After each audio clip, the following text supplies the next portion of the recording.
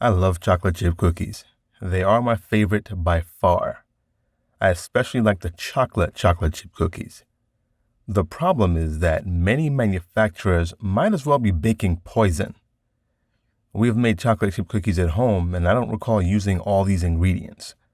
We've also purchased some that have fewer ingredients than those you would typically find from the more common supermarkets. Anyway, let's look at the more questionable ingredients and see how bad they really are. Enriched wheat flour. Enriched wheat flour is flour in which most of the natural vitamins and minerals have been extracted. When the bran and the germ are removed, your body absorbs wheat differently.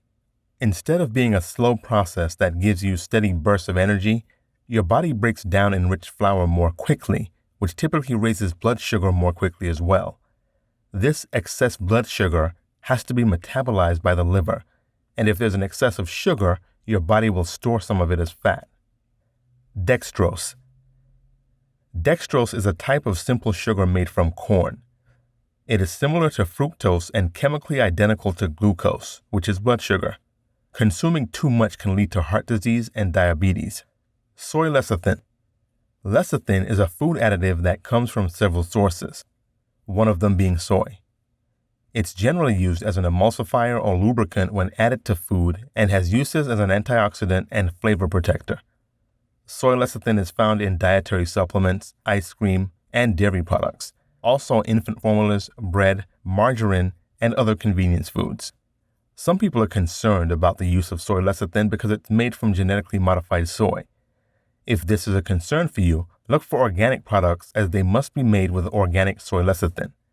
Also, while the lecithin in soy is natural, a chemical solvent used to extract the lecithin is a concern for some. Natural flavor. Natural flavors are synthesized in laboratories. The significant function in food is flavoring rather than nutritional. For example, natural blueberry flavor is extracted in a lab from a real blueberry picked from a real blueberry bush. Note that the flavors can also come from fruits, vegetables, seeds, or other natural sources. Vegetable oil shortening. Shortening is a type of fat used in cooking and baking.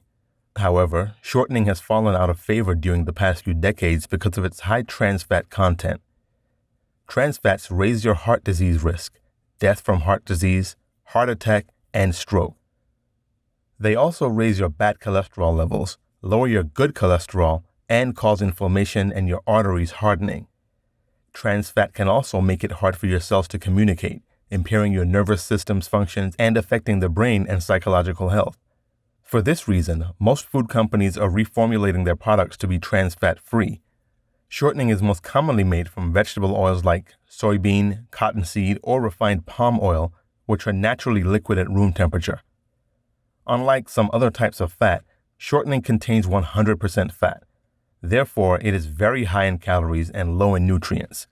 Shortening is still highly processed, and the health effects of the new methods are still unknown. High fructose corn syrup. High fructose corn syrup, or HFCS, is a sweetener derived from cornstarch. Cornstarch is composed of a chain of glucose molecules joined together. To create this experiment, enzymes must be added to corn syrup to change some glucose into another simple sugar called fructose. The enzymes used in HFCS processing have been genetically modified to improve their heat stability for HFCS production. It's a GMO. 9 of the many dangers of HFCS include weight gain, cancer, fatty liver, and liver stress, increased cholesterol levels, diabetes, high blood pressure, heart disease, leaky gut, and increased mercury intake. In a study published in Environmental Health, mercury was detected in almost 50% of commercial high fructose corn syrup samples. Artificial flavor. Artificial flavors come from petroleum and other inedible substances created to mimic an authentic flavor.